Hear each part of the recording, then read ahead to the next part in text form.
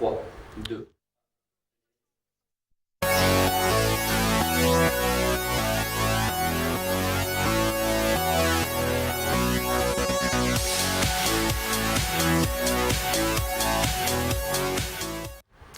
Bonjour, bienvenue sur ces émissions économiques sur LCM et sur ce plateau avec aujourd'hui deux invités, monsieur Pierre-Édouard Berger qui est le président du club Marseille La Découverte et Gérard Goninet qui est vice-président du club Marseille La Découverte et qui est le directeur des sites France d'Eurocopter.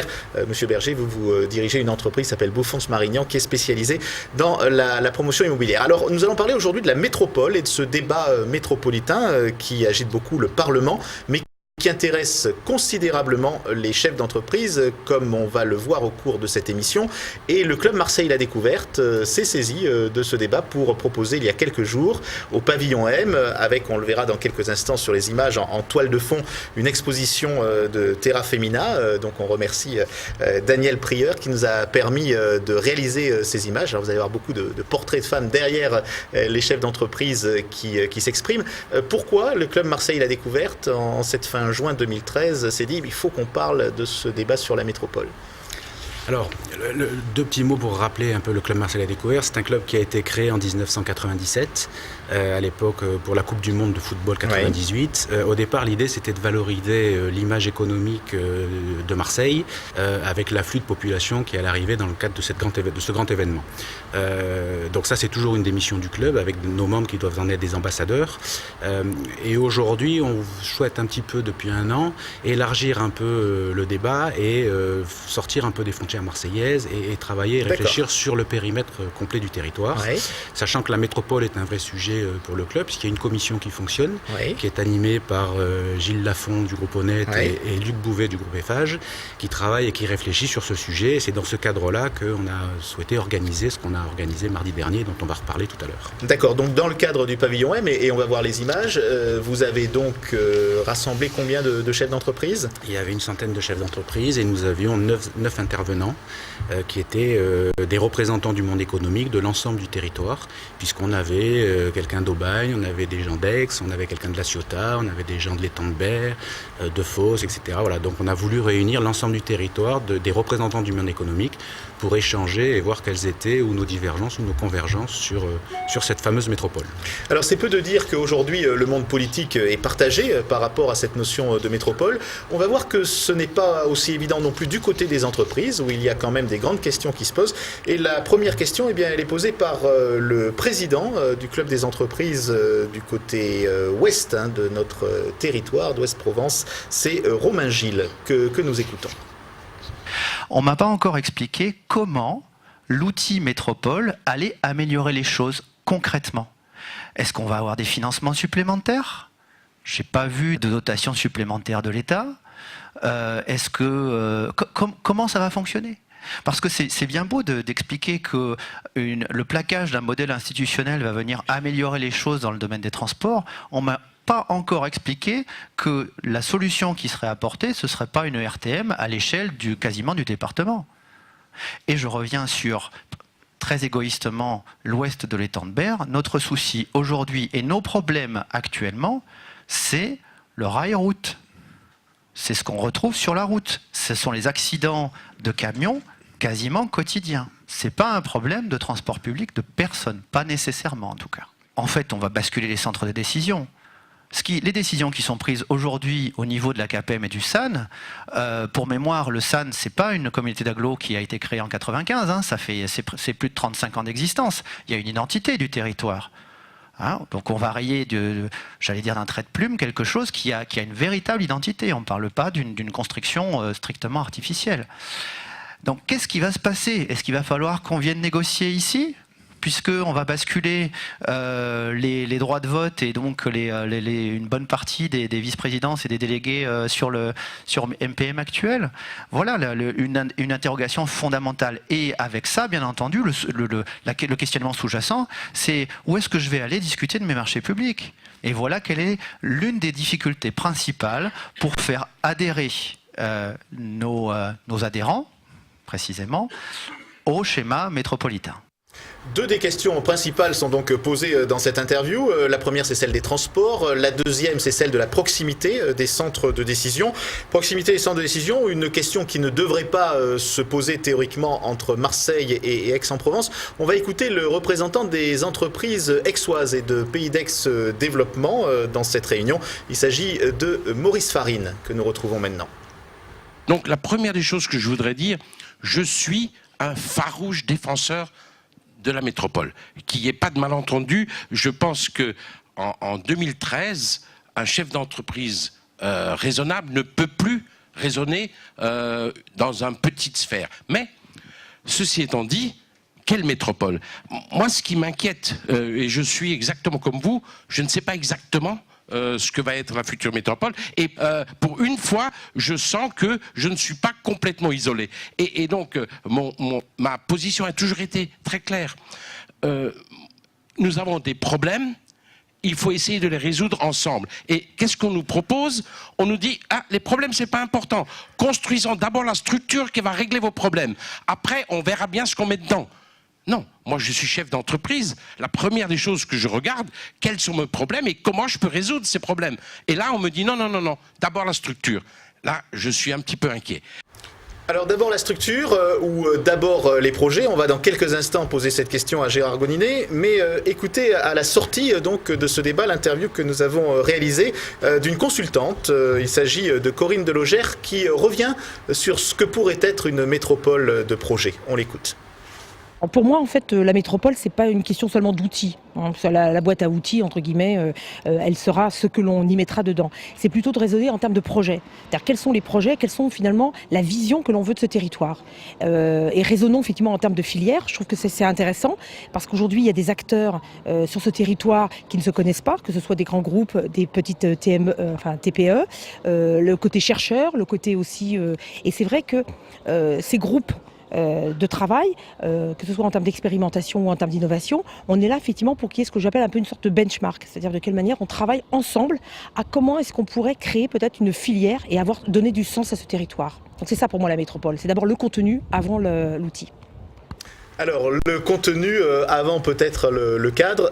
Gérard Goninet, cet effet filière, vous êtes un des chefs d'entreprise qui est porteur de cette idée-là, avec cette fameuse filière aéronautique qui vient encore il y a quelques jours au Salon du Bourget de démontrer toute sa force, avec la grande entreprise Eurocopter, beaucoup d'autres entreprises de prestations de services, des TPE, des PME, des ETI, comme on dit maintenant, qui tournent autour de ce secteur.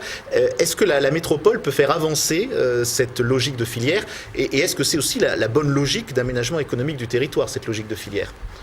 Moi, j'en suis convaincu. Les entreprises, elles veulent deux choses essentiellement. Elles recherchent de la compétitivité et une attractivité du territoire. Ouais. On est très clair. La gouvernance de la métropole, ce n'est pas le sujet qui nous passionne. On s'intéresse au contenu des projets. Et des projets, il y en a. Et des filières, on en a. Il faut regarder notre région aussi par rapport à d'autres. Quand on voit ce qui se passe à Bordeaux, à Nantes, à Toulouse, à Lyon, on ne peut pas considérer qu'on est dans le peloton de tête, dans l'aménagement de projets sur l'ensemble du territoire. Et je pense que la notion de filière telle qu'elle a été ciblée est le bon vecteur pour rassembler tous les acteurs autour d'un projet.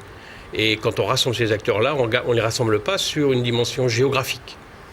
Les politiques vont vous aider à définir ces filières parce qu'on sait par exemple qu'en ce moment, tout simplement en matière de financement, le financement public en France c'est pas très évident.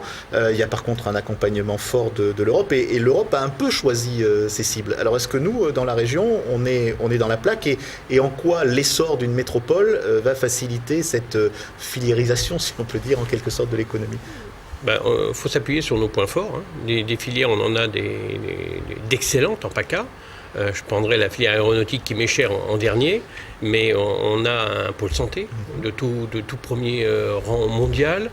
On a une filière énergie, là aussi, extrêmement bien positionnée. On a un pôle électronique, là aussi, de grande valeur.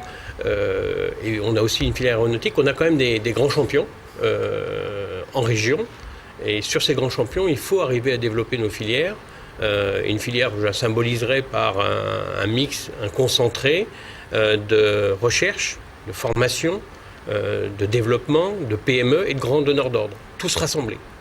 Alors Pierre-Édouard Berger, dans cette soirée que vous avez organisée, la politique n'était pas forcément à l'ordre du jour. Il y avait très peu d'ailleurs de politiques qui étaient présents, mais on sait bien qu'elle est quand même sous-jacente là-dedans, parce que le politique va avoir un rôle de facilitateur qui est assez important. Comment vous voyez, vous, dans ce débat, la répartition des responsabilités, je dirais, entre les entrepreneurs et entre les politiques ? Alors, l'objet du débat d'hier, c'était effectivement de réunir un certain nombre de gens qui n'avaient pas forcément le même avis sur la métropole, mais c'était de savoir quels étaient nos points de convergence et nos points de divergence. On fait un constat à peu près tous le même, c'est que ce territoire, il a besoin de cohérence, il a besoin d'être uni. Effectivement, il y a des filières d'excellence et finalement on ne le sait pas, et peut-être que si tout le monde se mettait ensemble, ça serait un petit peu des filières encore meilleures. Voilà, on s'accorde aussi à reconnaître qu'une structure commune qui permet de parler d'une seule voix et de prendre sur certains sujets des décisions plus globales que des périmètres des intercos d'aujourd'hui, ça aussi globalement tout le monde est d'accord. Après, il y a une vraie inquiétude sur une centralisation des décisions, ça c'est très clair, et puis surtout ce que j'ai retenu de dire, c'est que l'ensemble des intervenants sont un petit peu inquiets de savoir effectivement cette métropole aujourd'hui, qu'est-ce qu'on va y mettre dedans, parce que tout reste à écrire. Voilà. Et c'est un peu, probablement aussi un peu, tout ce qui est nouveau et parfois ou inconnu et parfois un peu inquiétant. Mais le constat que le territoire doit être plus cohérent et plus uni, il est fait par tout le monde. Donc ça, nous, monde économique, on a la nécessité de le dire au monde politique. Et c'est tout ce qu'on a voulu faire mardi soir au sein du club, c'était effectivement de réunir un certain nombre de gens et de dire voilà, on ne veut pas parler de gouvernance, c'est pas notre sujet. Nous, voilà, monde économique, voilà ce dont on a besoin et voilà ce qu'on veut. Et comment on peut se mettre d'accord sur une métropole. Alors ce constat est partagé notamment par Jean-Luc Chauvin, le président de l'Union des entreprises de l'UPE 13, et nous allons maintenant écouter une partie de son intervention lors de cette soirée. On écoute Jean-Luc Chauvin. Et essayons de poser une vision partagée du territoire. En réalité, on a beaucoup d'atouts sur ce territoire. On a une chose qu'on n'a pas, c'est qu'on n'a jamais su travailler ensemble. Et quand je dis ça, c'est pas forcément nous les chefs d'entreprise, parce que finalement on y arrive assez bien. C'est nos élus. C'est nos élus. C'est nos élus qui aujourd'hui utilisent des raisonnements où il y a 10 ans ils nous disaient que les intercos ça allait être une catastrophe, finalement aujourd'hui ils veulent les garder. C'est nos élus qui font qu'on a une métropole avec un conseil du territoire, donc un système ahurissant, alors qu'en réalité on sait tous dans nos entreprises que quand on regroupe 2 services de paye, 2 services de RH ou 2 services centraux, en général ça donne de la productivité et ça n'empêche pas l'entreprise de fonctionner. Le débat est là, il y a un certain nombre de fonctions centrales qui doivent être regroupées aujourd'hui pour qu'on puisse peser de façon pertinente. L'enjeu, c'est quoi ? Quand on écoute les uns et les autres, quand on fait les sondages, on voit que les gens se déplacent à l'intérieur du périmètre en permanence. Pour travailler, pour aller étudier, pour aller se soigner, pour aller faire des loisirs. Première chose. Deuxième chose, l'INSEE dit qu'on a 122 000 emplois de retard sur notre territoire, tout général compris, par rapport à l'aire lyonnaise. On a 122 000 emplois de retard. Donc où c'est la fatalité ? Et on est tous très mauvais puisqu'on n'est que des chefs d'entreprise, on n'est pas capable de créer des emplois sur notre territoire, ou peut-être qu'il y a d'autres choses qui ne nous ont pas été favorables et qu'il faut arriver à modifier. Voilà, donc on pose un certain nombre de diagnostics comme ça, et effectivement on pense, à l'UPE 13 et un certain nombre d'entre nous, que le fait de nous obliger à travailler ensemble, ça nous fait réussir, et on prend comme exemple l'université unique, et on prend comme exemple Marseille-Provence 2013, par exemple. Et on pourrait en prendre d'autres sur un certain nombre de sujets, commençons à travailler. On voit donc la pression qui est mise sur le monde politique et elle va être encore plus accentuée, cette pression, par l'intervention d'Alain Gargani, le président de la CGPME 13, qui s'insère un petit peu dans le débat politique aujourd'hui entre le Sénat et l'Assemblée nationale. On écoute Alain Gargani. Quoi qu'il arrive, la loi, elle va passer. Donc je crois qu'on n'est même quasiment plus dans ce débat on pourrait avoir encore longtemps sur ceux qui sont d'accord, pas d'accord, est-ce qu'il faut des transferts, des transports. Je crois qu'aujourd'hui, il faut peut-être aller plus vite et plus loin que les hommes politiques et passer presque en mode projet. Je reprends ces mots. Je crois qu'il faut construire ensemble l'avenir de notre territoire. Pourquoi ? Si vous avez regardé un peu le débat au Sénat, eh bien, il y a eu des amendements qui sont passés.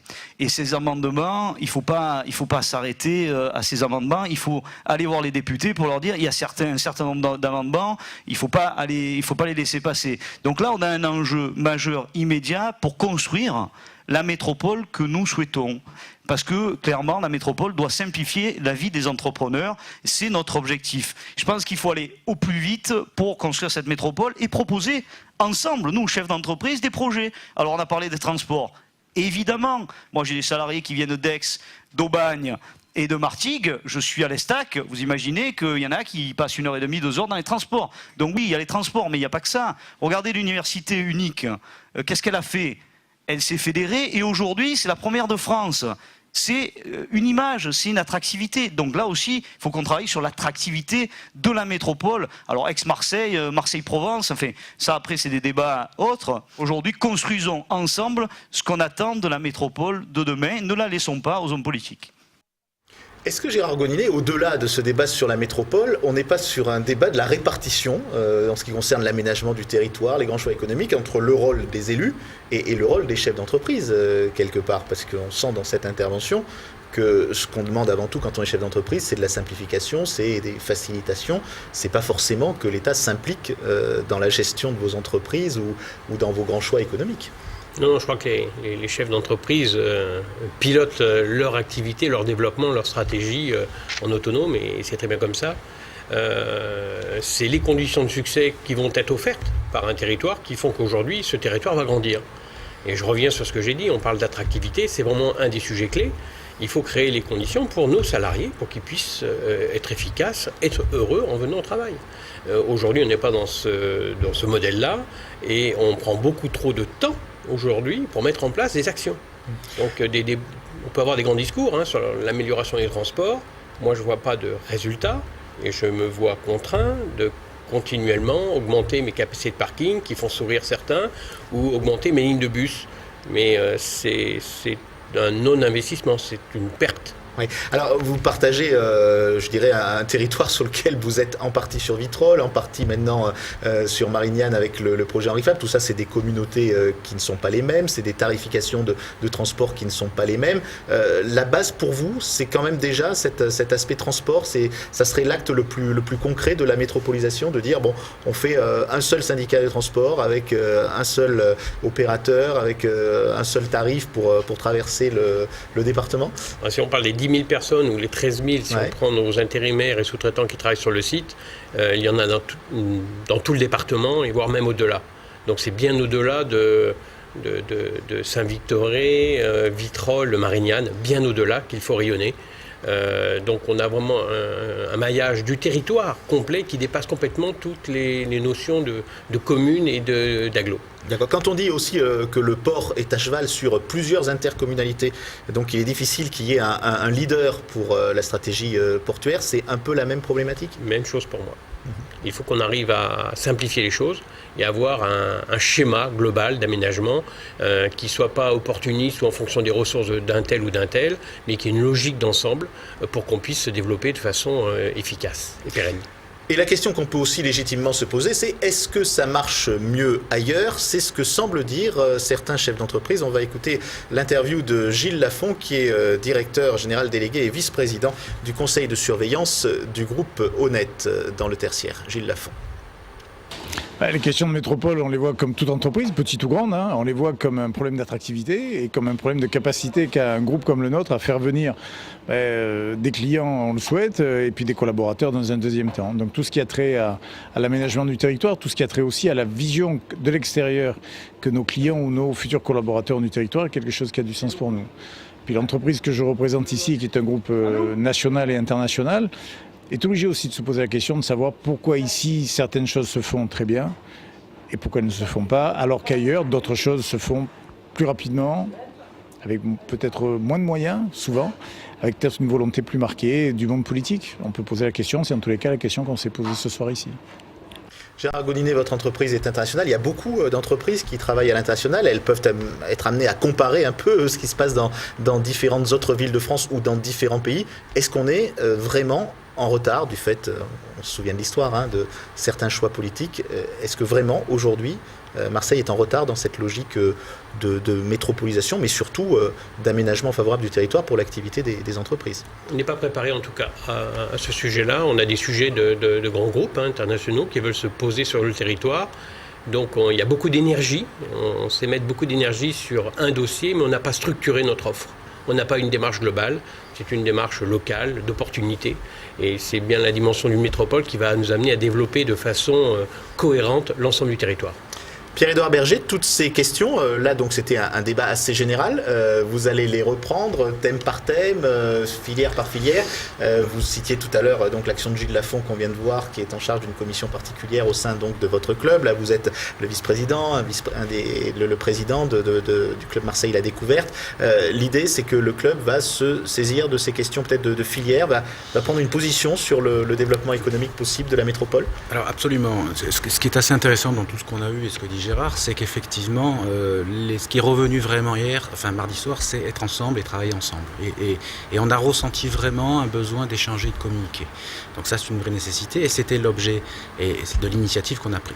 À partir de là, nous, ce qu'on souhaite, c'est que ça continue bien évidemment et qu'on puisse recommencer ce genre de débat sur des sujets différents. Ça peut être les filières, effectivement. Il y a plein d'autres sujets. Il y a les transports.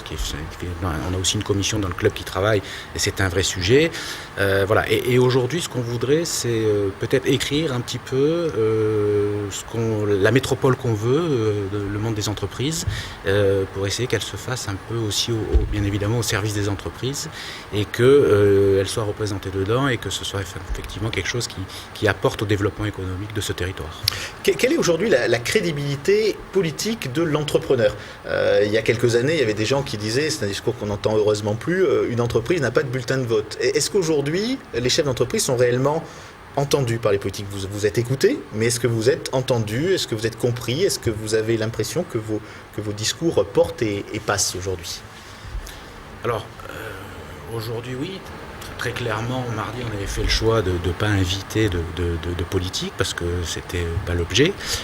Voilà, et aujourd'hui, ils ont essayé de savoir un petit peu ce qui allait s'y passer. Voilà, je crois que c'est aujourd'hui la position du monde économique, ça les intéresse.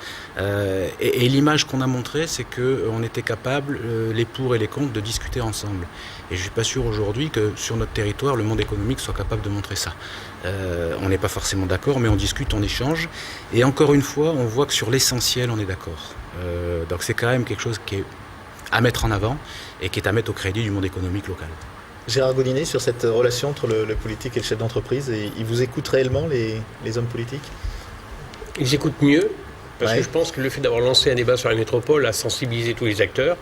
Je répéterai, le message, c'est qu'il faut qu'on ait un plan d'action maintenant. Au-delà des discours, il faut vraiment qu'on puisse mobiliser nos moyens, les prioriser, pour qu'on se mette à répondre aux vrais besoins. C'est ce que l'on attend, nous, en tant qu'entreprise. Quand on voit un peu les bisbilles, on va dire, entre différents territoires qui sont quand même apparus à certains moments dans cette réunion, est-ce qu'il n'y a pas aussi une culture du territoire à acquérir, à sortir un peu de nos chapelles, de nos égoïsmes relatifs entre Aixois, Marseillais, Salonnais, habitants du Pays de Berre ? Alors, c'est sûr, je pense que quand vous êtes aux États-Unis ou en Chine et que vous regardez l'activité économique de ce territoire, vous ne regardez pas Marseille ou Aix, bien évidemment. Mais je crois qu'aujourd'hui, tout ça, ça a quand même dans les mentalités bien avancées. Et au fond, c'est aussi ce qu'on entend dire. Mais je crois que le sens de la démarche et de la discussion, c'est de dire il faut que cette métropole, elle serve à tous. Il faut qu'elle puisse servir les petites, les grandes entreprises. Il faut que tout le monde y retrouve son compte. Et que de toute façon, s'unir et travailler ensemble, c'est une nécessité. Ça, je trouve que tout le monde est d'accord. Donc mettons-nous autour d'une table pour voir comment on va la construire et qu'on la construise le mieux possible. Voilà. Construisant une métropole cohérente, unie et qui serve à tout le monde. Et je crois que ça, c'est essentiel. Et c'est encore une fois ce que je pense, nous, on est capable de dire et de montrer. Le monde économique, c'est regroupons-nous et trouvons des solutions intéressantes et qui soient performantes pour ce territoire. En fait, on aime tous ce territoire, on veut qu'il se développe, on veut qu'il soit attractif. Donnons-nous les moyens qu'il le soit. Gérard Gaudinet, la solidarité, c'est aussi la solidarité inter-entreprise. On essaie de faire travailler un tissu dans lequel il y a des très grandes entreprises, des plus petites, des tailles intermédiaires, des très petites.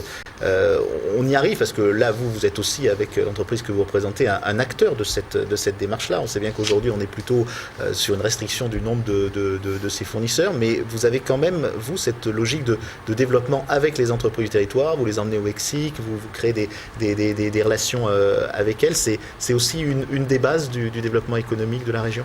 En région, pour faire écho à ce que vous dites, on a un tissu industriel qui est essentiellement PME, voire presque TPE. À comparer d'autres régions, nous sommes en gamme beaucoup plus bas. Les TPE, c'est moins de 10 salariés. Voilà, donc, mais on en a en tant que tels qui font des activités et on n'a pas eu le développement qu'a pu connaître par exemple Toulouse, Et si on comparait les deux, on verrait la différence d'impact sur le bassin d'emploi. Donc les grands groupes et les pôles de compétitivité, et il y en a plusieurs, travaillent justement pour la cible principale, c'est le développement des PME, en particulier dans toute la région PACA. Et là, le pôle Pégase, avec l'ensemble des acteurs, a lancé le projet Henri Fabre, qui est largement supporté et par la préfecture et par Eurocopter, pour justement créer, au-delà des agglomérations, on n'est plus sur un périmètre, mais autour d'Eurocopter ou dans les environs d'Eurocopter, autour de l'étang de Berre, les acteurs qui vont nous permettre de développer encore notre activité, et l'activité des PME qui vont s'implanter. C'est bien l'objectif que l'on souhaite mener. Et donc on va essayer par la formation, la recherche, à, faire grandir ces PME.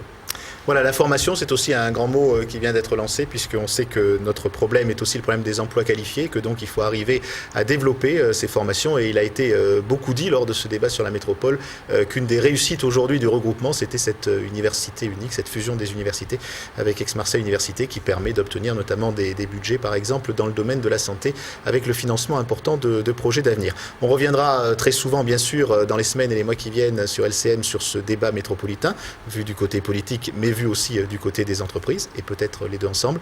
Merci d'avoir suivi cette émission. Merci, messieurs, d'y avoir participé. Et à très bientôt sur notre chaîne. Merci.